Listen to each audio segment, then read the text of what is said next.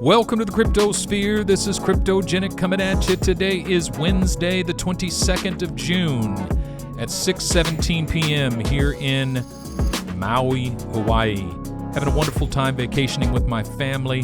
Thought I would step aside for a moment and record a video for you real quick. This is actually my third time recording this video because both times my computer somehow ate the footage. But I'm committed to getting this out to you today, so I hope this helps. What I want to talk to you today is about what drives the market forward. What drives the market forward? And what drives the market forward are two types of fear that we must avoid to be winners in this market. Now, we're going to talk about the difference between smart money and dumb money. Now, there's two types of smart money. There's big smart money and there's little smart money. Big smart money, these are the whales. They've got like hundreds of thousands of Bitcoin, some of them even 1 million Bitcoin or more. Let's say you're a whale and you got 200,000 Bitcoin. So here's what you do. You decide that the top is 69,000, and how are you going to mandate that?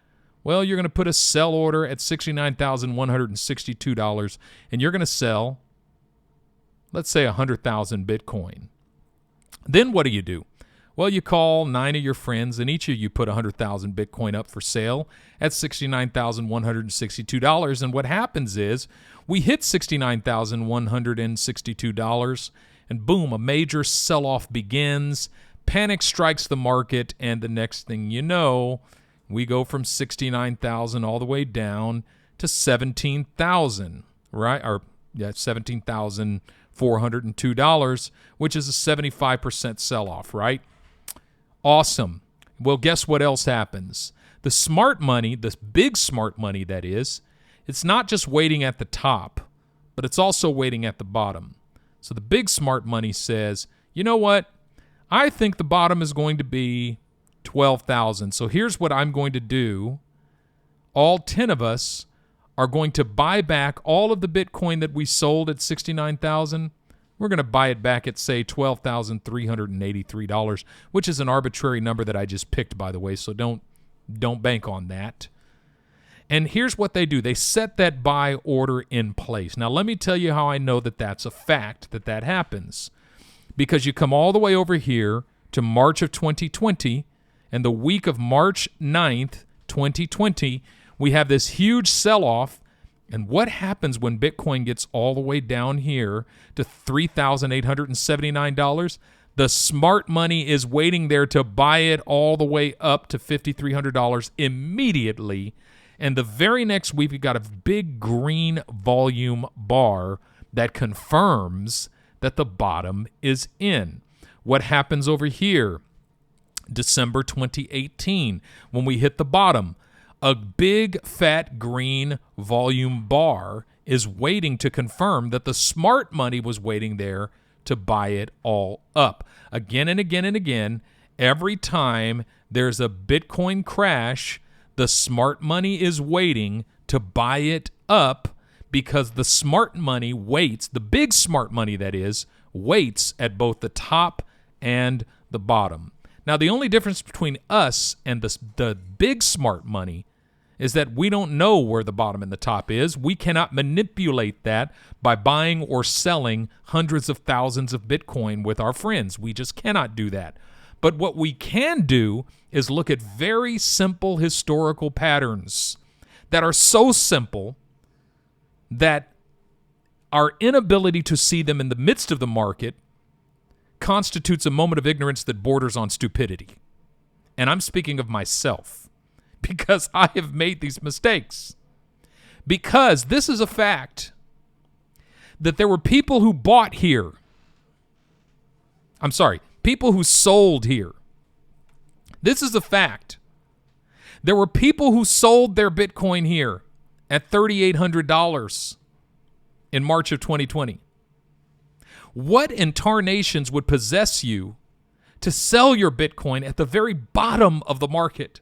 Literally, in 45 minutes or an hour or 2 hours or less than a day, it's bought all the way back up to $5,200, and you sold it at $3,800. I mean, if this was you, I am so sorry. I'm so sorry this happened to you. You must be so sad. This is a moment of deep regret for some folks. Secondly, there are people who bought it here. People buying it at $69,000. What would possess somebody to buy it at $69,000? Well, what possesses you to sell at $3,800 and what possesses you to buy at $69,000 is fear. There's two types of fear that drive this market. The first is fear of loss. Here's how fear of loss works. I've lost so much. I've already lost 70%. I cannot afford to lose anymore. I've got to get out. Fear of loss. The second fear is fear of missing out. I've missed out on so much profit. I've already missed out on 1,700% profit. I can't wait any longer. I've got to buy it now. Fear of missing out. Fear of loss and fear of missing out cause us to ignore the obvious. And there's two things that even in the moment are obvious to anyone. The first thing is that here, Bitcoin is down 80% from its previous high. And the second thing is that here, Bitcoin is up 1,700% from its previous low. Those two facts are obvious even in the moment, but fear clouds our minds to the extent that we are unable to pause and see these very simple, discernible, common knowledge facts. Fear of missing out reverses the actual value in the market so that when it gets low, like everyone in the media, we see it as garbage, as junk, it's worthless, it's useless, see, I knew this stuff wasn't worth anything. Whereas the smart money says, are you kidding me? This is where it becomes an opportunity of a lifetime. This is where millionaires are made. And at the top of the market, fear of missing out causes us to feel like it must be worth something. It's up 1,700%. And so fear of loss and fear of missing out blind us to the obvious. That if something is up 1,700%, that is not the time to buy it. That's the time to take profits. It's too late to buy when it's up that high. But secondly, historically speaking, when Bitcoin is down 75 to 80%, there's no better time to buy it. Now, by the way, this is not financial advice. I'm not a financial advisor. I'm not telling you to buy it. I'm simply making observations from the charts. Secondly, please do not put your life savings into this, okay? Like, do not invest more, especially if you're a beginner. But I'll say this. Historically, there's no better time to buy than when Bitcoin touches this yellow line, which is the 200-week moving average, or is below it. It's in perfect place right now. Now, at the same time, to wrap this video up, I said before that what I expect this week to confirm that the bottom is in is a big green volume candle, a big green volume bar. And I'm not seeing a big green volume bar. What does that mean? That means to me that the bottom is most likely not in yet. And that can mean one of two things. Number one, it can mean that we're going to come all the way down to 16,700 and actually test the 300-week moving average.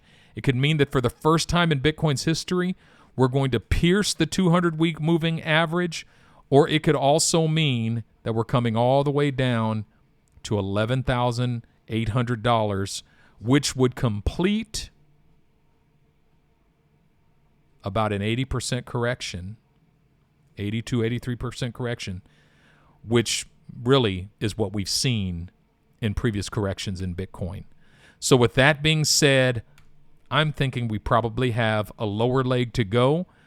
And the fact that we have a lower leg to go is not a cause for mourning or grieving. you get the fear out of the way, the fear of loss, it becomes an opportunity of a lifetime. And as Leonard Ravenhill said, an opportunity of a lifetime must be grasped in the lifetime of the opportunity. And if we're so busy fearing, we will look back with regret.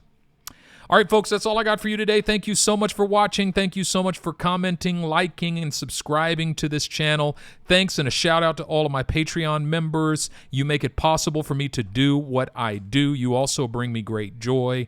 Love my Patreon community and appreciate each and every one of you so much. Also want to say that when I end every video by saying sleep in peace every night, wake in joy every morning, walk in love every day, that is not simply a slogan. That's not simply a religious or psychological thing to say. That is an investment strategy. Because if you are sleeping in peace, waking in joy, and walking in love, you are not moving in fear. And moving in fear is the quickest way to get yourself completely wrecked in this market. And with that being said, this is Cryptogenic signing out.